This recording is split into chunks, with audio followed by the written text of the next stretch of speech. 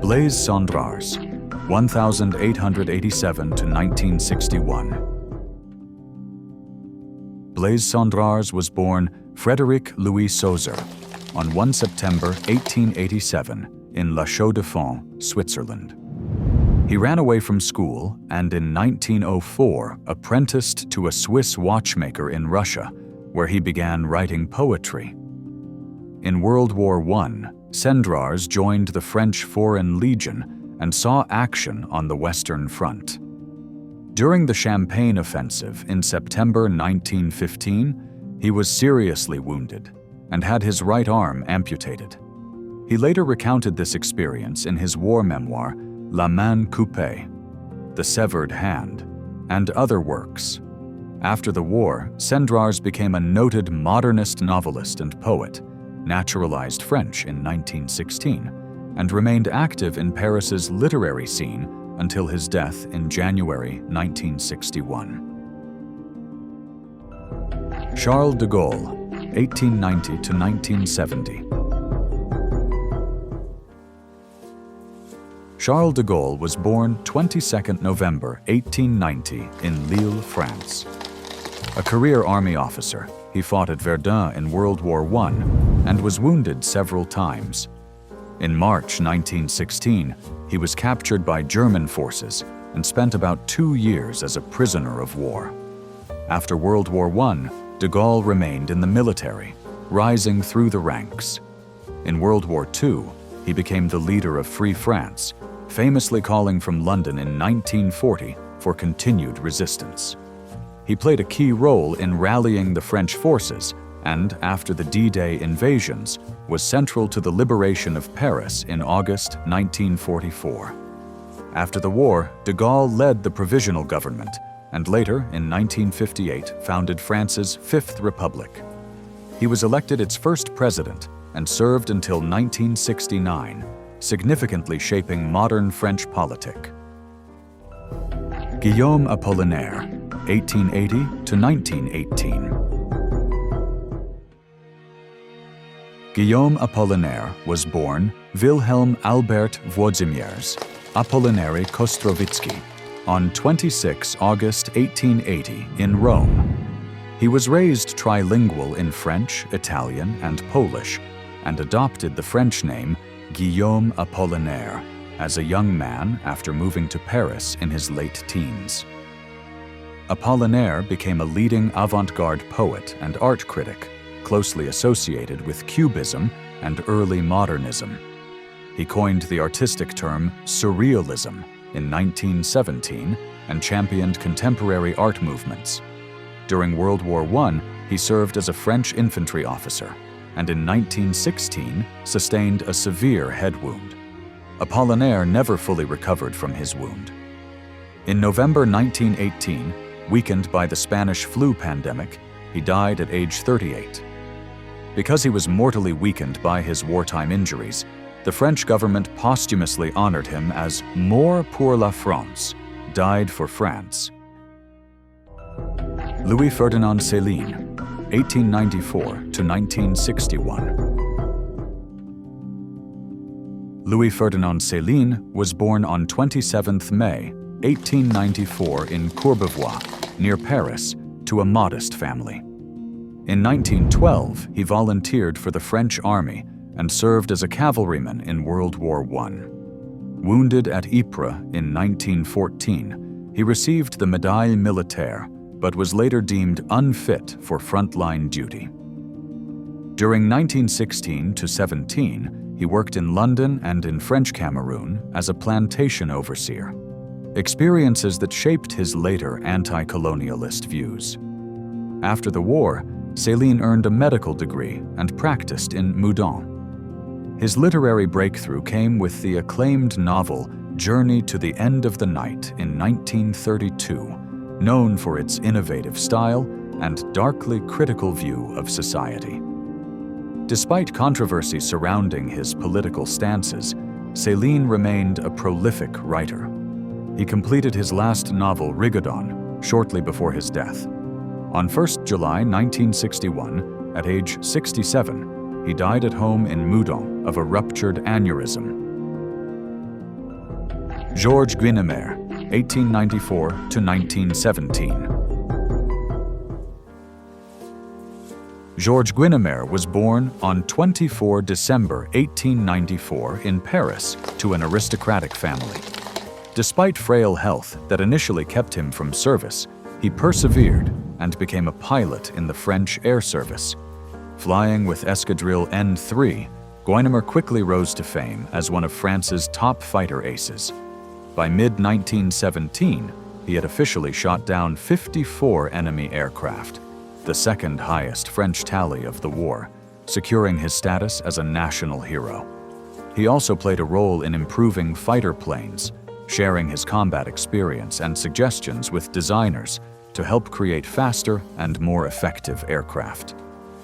On November 11, 1917, while on patrol over Belgium, Guynemer's plane vanished. He was declared missing in action and never recovered. His death at age 22 deeply shocked the nation, and Guynemer became an enduring symbol of courage and sacrifice. Roland Garros, 1888 to 1918. Roland Garros was born on the 6th of October, 1888 in Saint-Denis, Réunion. An early aviation pioneer, he earned fame on 23 September 1913 by making the first non-stop airplane flight across the Mediterranean Sea. When World War I began, Garros joined the French Army's aviation branch and became one of France's first fighter pilots. He helped develop tactics for aircraft combat. In late 1914, he had steel deflector wedges attached to his propeller so he could fire a machine gun forward through the rotor arc. This innovation allowed Garros to achieve 3 aerial victories in April 1915. However, in April 1915, he was shot down behind German lines. The Germans recovered his aircraft and used the idea to hasten their interrupter gear. After escaping captivity in 1918, Garros rejoined the French Air Service. On 5 October 1918, just one day before his 30th birthday, Captain Garros was again shot down and killed near Vouziers in the Ardennes. Ferdinand Foch, 1851–1929. Ferdinand Foch was born on 2 October 1851 in Tarbes, southwestern France. A distinguished military scholar and strategist, Foch rose through the French army ranks and became an expert on Napoleonic and Clausewitzian doctrine. When World War I broke out in 1914, he commanded armies at the Marne and Flanders. In March 1918, as German spring offensives threatened Paris, Foch was appointed Supreme Allied Commander on the Western Front. He skillfully coordinated French, British, and American forces to halt the German advance, and then spearheaded a decisive counteroffensive in the summer of 1918. In November 1918, Foch accepted Germany's request for an armistice and was present at the signing of the ceasefire on the 11th of November 1918. For his service, he was promoted to Marshal of France. Foch also published lectures and writings as a military theorist. He died in Paris in 1929 and is interred in Les Invalides among France's great military leaders. Philippe Pétain, 1856–1951. Philippe Pétain was born on 24 April 1856 in Cauchy-à-la-Tour, northern France. A professional soldier, he became a national hero during World War I. In 1916, he was appointed Commander-in-Chief of the French Army at Verdun, where his defensive tactics and reliance on artillery helped win the Battle of Verdun, earning him the nickname Le Lion de Verdun, which means the Lion of Verdun in English. He was later promoted to Marshal of France. However, Pétain's legacy changed dramatically during World War II. After France's defeat in 1940, the elderly Pétain headed the collaborationist Vichy regime under German occupation. Following France's liberation, he was tried for treason.